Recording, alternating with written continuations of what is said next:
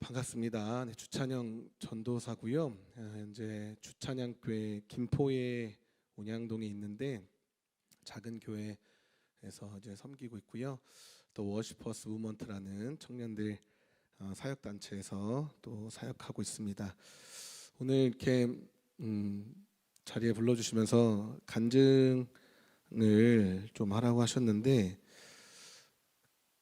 간을 내어준 간증보다 너무 어렵고 뒤에 앉아서 그냥 너무 은혜를 많이 받았어요. 목사님 너무 은혜를 많이 받아서 집에 가고 싶었어요. 원래 은혜 받으면 집에 가야 되잖아요. 순서가 그렇잖아요. 근데 나가라 그래서 나왔습니다. 그래서 저는 이제 짜잔 하는 간증이 그런 결론이 없어서 고민을 많이 했습니다. 근데 또 하나님이 세우신 뜻이 있을 거라고 생각하고 또 제가 어린 시절부터 이 부흥에 대해서 갈망하면서 또 불나방처럼 여기저기 뛰어다니면서 깨닫게 된 여러 가지들 또 사역 현장들을 좀 나누려고 앞에 섰습니다. 오늘 이 모임의 주제가 포스터에 보니까 부흥을 준비하라 이렇게 써 있더라고요. 그래서 그대로 가져왔어요. 왜냐하면 부흥을 준비해야 된다는 게 최근에 저한테 주신 마음이었었거든요. 그래서 이게 참 맞다. 그래서 제가 이제 그거에 대해서 고민하면서 가져왔고요. 저는 여러 사역을 저희가 하는데 어떤 마인드로 하냐면 내가 예배자가 되면 내 삶에 예배가 일어날 것이고 그러면 그 예배 가운데 또 다른 예배자를 세우자. 그런 방향을 가지고 저희가 사역을 하는데 그래서 막 여러 가지를 하고 있어요. 근데 그 중에 16년도, 16년도죠. 16년도에 시청에서 매년 열리던 큰 다음 세대 집회가 없어지게 됐어요. 근데 저도 많이 참석하고 은혜 받고 있었던 젊은이였는데 그 사실 너무 안타까웠고 광화문을 버스 타고 지날 때마다 시청 앞을 지날 때마다 그렇게 눈물이 나는 거예요. 왜 다른 건 잘 모르겠고 저 어려서 뭐 여러 인간 이해관계도 잘 몰랐는데 1년에 한 번 우리 개신교회에서 크리스찬들이 모여가지고 예배드리는 이 예배가 없었다는 그 사실 자체가 너무 저한테는 속상한 마음이 들었어요. 근데 할 수 있는 일이 없잖아요. 나는 수억을 들여서 이런 집회를 열 수도 없고 그만 안에서 따라오는 사람들도 없고 하나님 앞에 그냥 하염없이 울고 이제 속상해하다가 내가 할 수 있는 일을 해야겠다. 내가 할 수 있는 일. 그때 많은 이제 교회를 다니지 않는 분들이 개신교를 막 욕하고 그랬지 않습니까?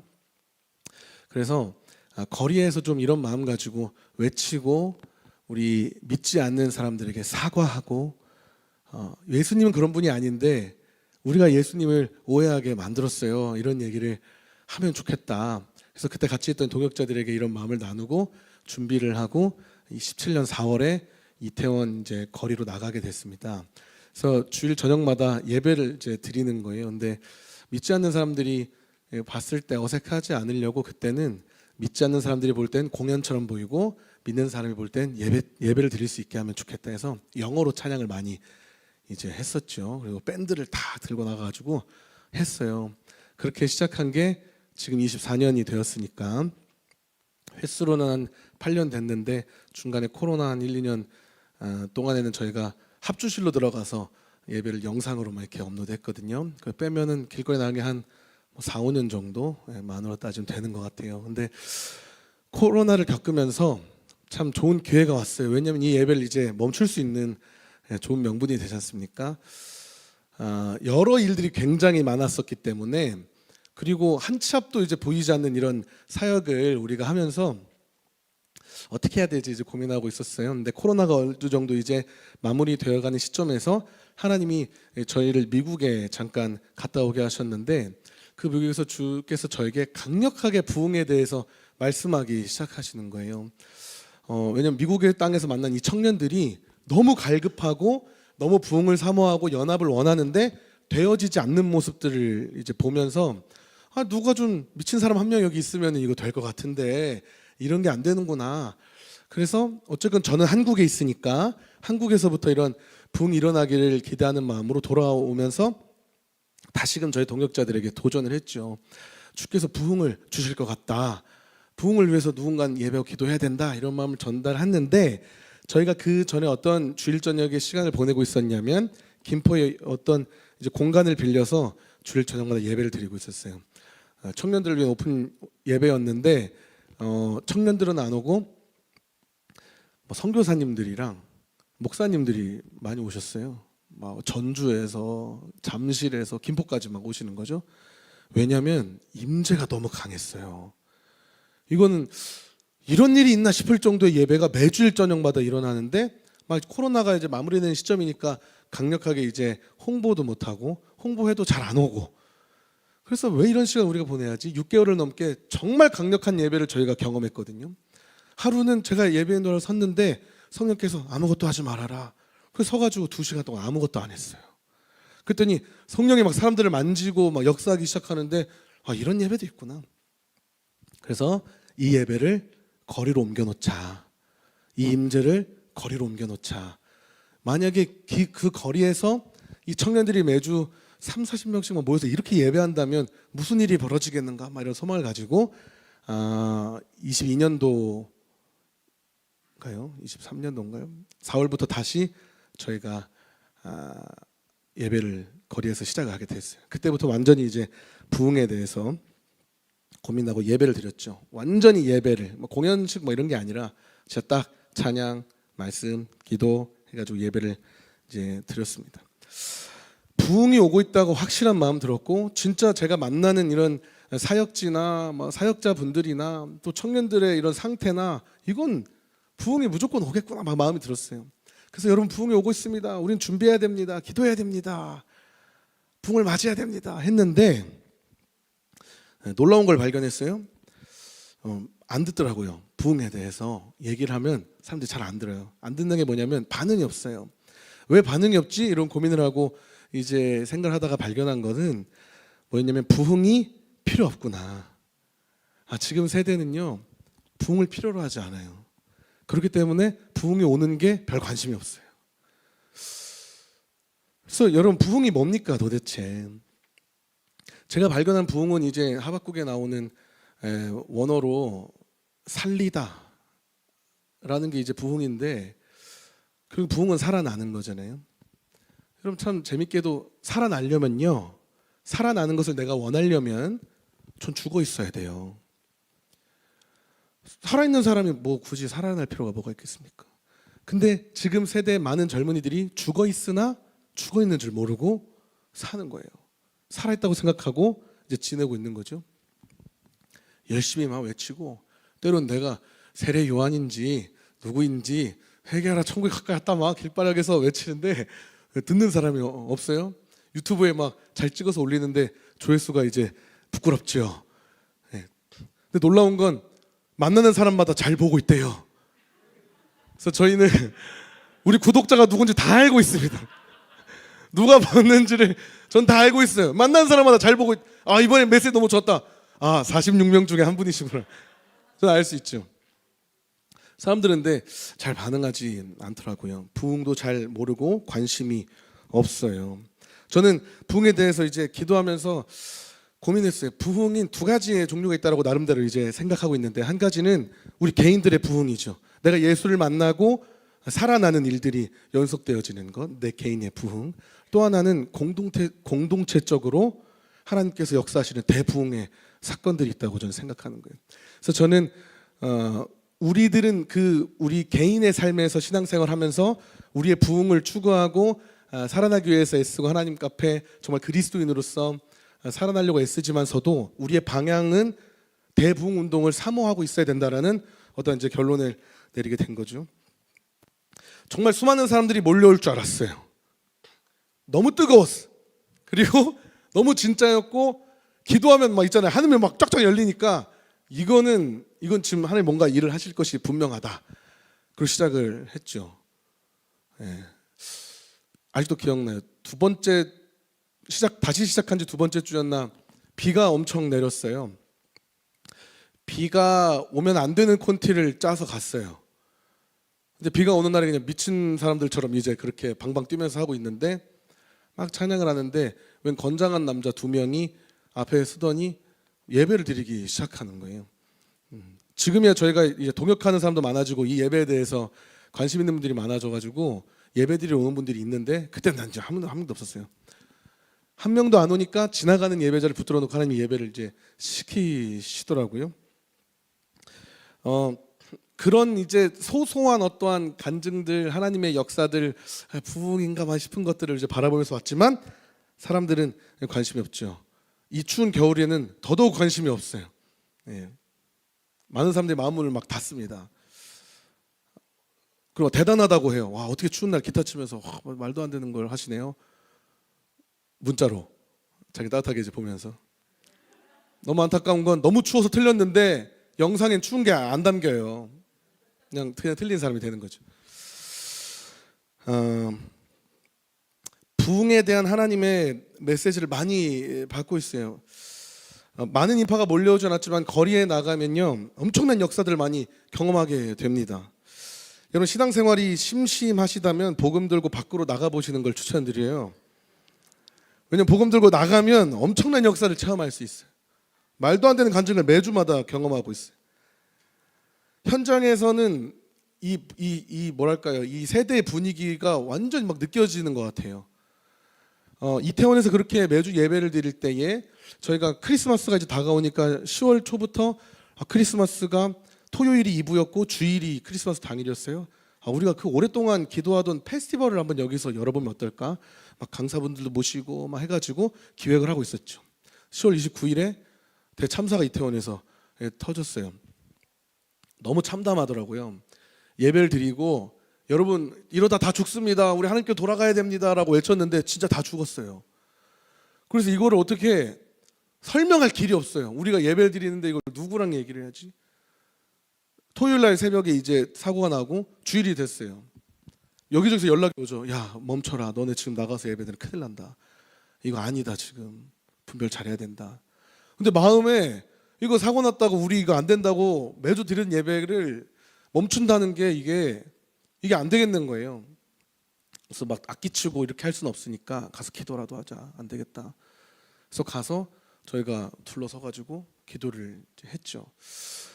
매주마다 그리고 이제 그런 기도회로 전환을 시켜가지고 계속 이제 기도를 하는 거예요. 이태원이요 완전히 죽었어요. 완전히 상가들도 다 문을 닫았고 이게 진짜 죽음의 도시가 이런 것이로구나.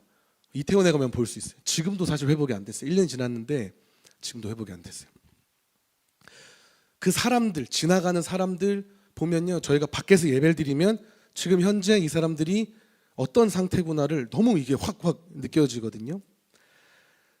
근데 역설적으로 그 상황들을 겪으면서 어떤 이제 마음이 오면 부흥이 오고 있다 이런 마음을 막 받는 거예요. 참 그 죽은 영혼들은 너무 안타깝고 죽어서는 안 될 사람들이었고 정말 우리 청년들 귀한 청년들이었는데 이 사고를 통해서 하나님이 어떻게 일하시냐면 이태원의 모든 클럽들과 술집들과 모든 그 음주 감호하는 그 유흥의 시설들을 다 폐쇄시켜 버렸어요. 그때 이제 국가에서 대통령이 갑자기 나타나가지고 애도 기간을 막 선포했지 않습니까? 일주일인가 2주일인가 저희 전체적으로 막 행사 취소되고 그랬는데 이태원은 그 연말까지 애도 기간을 연장했어요. 이태원에서만. 그래서 12월 말까지 아무런 행사를 이태원에서 하지 않았어요. 원래 매년 뭐가 많았거든요. 딱 이 중간이 되어진 상태. 이제는 뭐랄까요? 굳이 이런 표현이 좀 조심스럽습니다만 영적으로 보면 확 청소된 그 상황 속에서 별의별 사람들이 나타나기 시작하는데 스님들이 단체로 나타나가지고 막 염을 하기 시작하고 천주교에서 막 단체로 나타나가지고 뭘 하기 시작하고 무당들이 어디서 나타나는지 막 거기서 막 별짓을 다 하는데 우리 기독교인들은 나타나지 않는 거예요. 그래서 저희는 이제 예배를 매주 이제 드렸으니까 기도하면서 하는데 와 이게 참 어려웠어요. 지나다니면서 혼자 쭝얼쭝얼 이제 땅밟기 기도하는 걸로 추정되는 분들이 이제 좀 보이시고 기독교는 잘 보이지 않았어요. 제일 이제 재밌었던 게 25일에 저희가 크리스마스라고 이제 좀 시간이 지났고 하니까 크리스마스니까 우리가 악기를 이제 오랜만에 들고 나가서 예배를 드리자 해서 악기를 들고 나가서 하는데 도착했더니 막 시끄러워요. 이태원이 녹사평 광장에 보니까 이 가톨릭 쪽에서 좀 진보의 성향을 가진 분들이 나와서 이제 집회를 하는데, 반대편에서 이제 맞불 집회를 펼치면서 엄청 둘이 이제 싸우기 시작하는 거예요. 그 혼란 속에서 다행이다, 경찰은 아니니까 우린 예배를 드리자 해가지고 저희가 항상 하던 데서 이제 예배를 드리고 있었어요. 마지막 곡 막 Come all yet faithful 막 하면서 악기 스왈로를 막 하고 있는데, 뒤에서 갑자기 촛불 행렬이 차도를 향해 걸어가기 시작하는 거예요. 엄숙한 분위기를 하고 사람들이 500여 명의 사람들이 촛불을 들고 우리 뒤로, 우리도 악기 솔로 하고 있는데 우리 뒤로 찻길에서 막 그게 영상이 고스란히 남아 있는데, 저희 편집하는 분이 최대한 도려낸다고 했지만 감출 수 없는 그날의 뻘쭘함과 이 어색함. 그리고 예배를 드리는데 막 웬 아주머니가 하루는 오셔가지고 막 소리를 고래고래 지르면서 막 상욕을 하면서, 그래도 그 7년 하면서 그 정도의 그 난정을 피우는 사람은 없었거든요. 막 난동을 부리면서 엄청나게 막 공격을 해요. 그러면서 막 머리가 터지겠다니 시끄럽다니 막 하면서 중간에 니네 개딸이지 그러시는 거예요. 이재명이 보내서 왔지 그러길래, 와 진짜 이재명이 보내서 왔다면 우리가 이렇게 초라하게 있지는 않을 텐데, 그런 생각을 하면서 막 공격을 엄청 하시더라고요. 막 면제되고, 우리 팀원들은 상당히 이제 훈련을 많이 받는 거죠. 무엇을 위해 그 짓을 저희가 이제 당하면서 이렇게 예배를 드릴까 하는데, 놀라운 좋은 간증들도 많습니다. 뭐 다 할 수는 없는데 그냥 돕는 손길들이 너무 많은 거예요. 저희 바로 앞에 시계방이 있고 옆에 신발 가게 있는데, 이분들은 교회를 안 다니는 분들인데 하나님 보내주신 거의 천사들이에요. 전기 떨어지면 전기 빌려주시고, 비 오면 천막 쳐주시고, 그런 아줌마 와서 시비 걸면 대신 싸워주시고, 나 여기 건물주인데 내가 하라 그랬습니다 왜 그래요 막 그러면서 막 대신 싸워주고, 이런 분들 등에 보내주시고. 또 하루는 제 동생이 이제 베이스 치는 친구인데 덩치가 이렇게 큰데 막 짐 싸갖고 김포에서 가는데 계속 배고프다고 찡찡거리는 거예요. 아유 뭐 끝나고 먹어 막 그랬더니 명륜진사갈비 가자, 명륜진사갈비 가자. 그래서 무슨 너 돈 많아? 네가 내면 갈게. 우리 이거 뭐 누가 주는 것도 아니고 열댓 명 되는 사람이 어떻게 명륜진사갈비 가냐. 기도나 하든지 그랬어요. 내려와 집 내리는데 배고프다 그러길래 막 기도나 하든지 그랬더니 주님 배고파요, 주님 배고픕니다 막 그러더라고요. 한창 셋업을 하고 있는데 갑자기 웬 아저씨랑 저쪽에서 얘기를 하고 있는 거예요. 전 또 이제 뭔가 이렇게 항상 이제 긴장을 해야 되잖아요. 길거리니까 예민해서 갔죠. 대화를 끝내고 아저씨 어디 가시더라고요. 그래서 왜 뭐래 시끄럽대 했더니 세팅하고 있는데 아직 소리도 안 냈는데, 그래서 밥 먹었니? 그래서 그랬더니 안 먹었다 했지. 햄버거 먹고 싶냐 그래가지고 예 그랬더니 햄버거를 사러 가셨어요. 그래서 이분이 햄버거를 세트를 다 이제 인원수대로 사와갖고 주고 없어졌어요. 술 냄새가 좀 났거든요.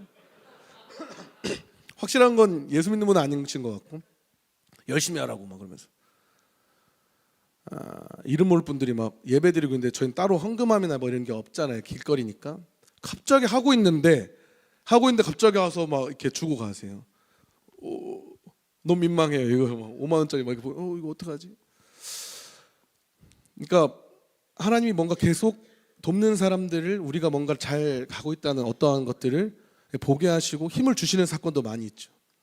그러나 너무 춥고요, 너무 덥고 너무 어려워요. 오시는 막 이런 사역자분들 가끔 한 번씩 방문해서 막 힘주고 가신 분들이 전사님 정말 어려운 사역하십니다. 아무것도 안 남는 짓을 하고 계신 이게 뭘 이걸 하시냐. 부흥이 올 거라고 이제 생각했어요. 그런데 대부흥은 보이잖아요. 막 평양에서 일어났다는데, 웨일즈에서 일어났다는데, 에즈벨에서 일어났다는데 이태원은 일어나지 않는 것 같아요.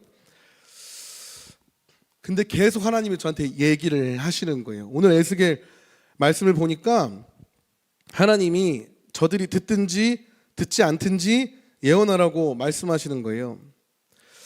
그래서 에스겔이 뭐지 하고 에스겔을 이제 찾아보니까 에스겔처럼 비참한 사역자가 있었을까? 제가 혹시나 싶어가지고 오늘 새벽까지도 에스겔서를 다 뒤졌는데, 혹시 제가 놓친 게 있다면 나중에 알려주세요. 에스겔이 예언했는데 이 백성이 돌아왔다는 내용은 제가 보질 못했어요.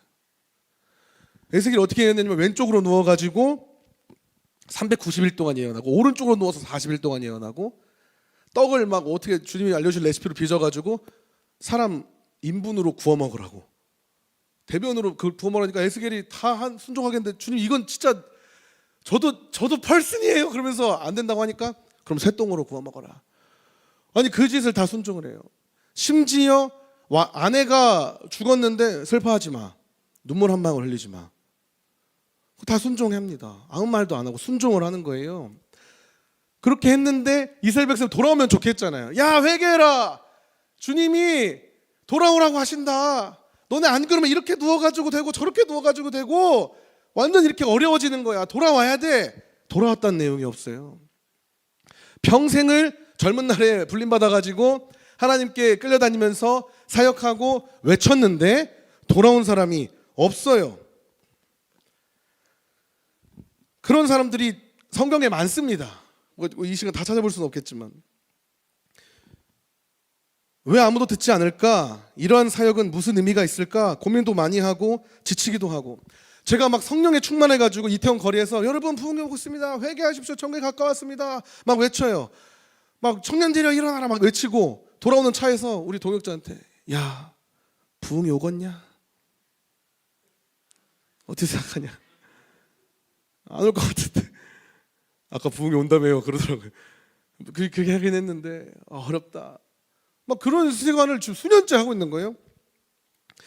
근데 오늘 제목처럼 오늘 이 집회 주제처럼 한 저한테 그런 마음을 주시는 거예요. 부흥을 준비하라. 할렐루야. 참된 하나님의 예언자가 왜 필요할까요? 왜 이 악하고 음란한 세대 가운데 결국엔 듣지도 않는데 심지어 하나님도 듣든지 듣지 않든지 무슨 말이냐면 안 들을 걸 알아요. 이 사람들이 아무도 안 돌아올 걸 알았는데 에스겔을 이렇게 세울 수밖에 없는 거예요. 왜요? 왜 그렇죠? 저는 그걸 발견했습니다. 왜 그랬냐면 오늘 창세기부터 하나님께서 그때그때 사람들을 세워가지고 이스라엘 백성들을 향해 온 열방을 향해 막 외치시게 하는데 예수가 왔을 때 그 예수를 알아보게 하려고 전 그것을 발견하는 거예요. 에스겔이 그때에 그 시즌에 하나님의 참된 진짜 다 거짓 예언자들이 막 헛소리 하는데 오직 하나님의 음성을 대언한 사람, 예언한 사람 그 사람이 얘기한 게 있었기 때문에 나중에 예수 그리스도가 오셔서 내가 그 사람이 했을 때 에스겔이 말한 게 이거였어? 이사야가 말한 게 이거였구나. 그때는 안 들렸는데 그때는 아무것도 보이지 않았는데 정말 주께서 예수가 여러분 왔다는 게 뭡니까? 다 사는 거잖아요. 예수가 오시는 게 다 사는 거 아닙니까? 그게 곧 부흥 아닙니까? 진짜 부흥이 왔을 때에 이들이 그 부흥을 맞이하게 하기 위해서 오늘 누군가는 부흥을 외쳐야 된다는 거예요.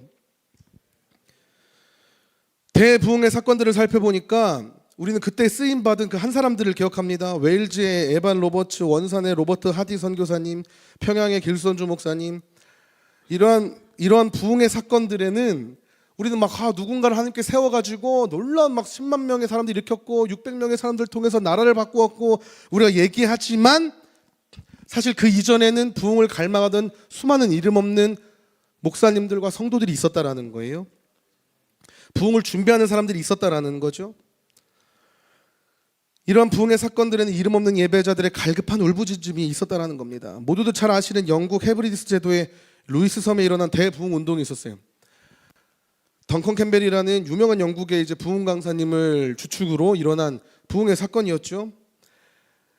이 부흥의 사건 이전에는 갈급하게 부흥을 갈망하며 기도하던 무명의 목사님, 우체부였던 그리고 무명의 성도들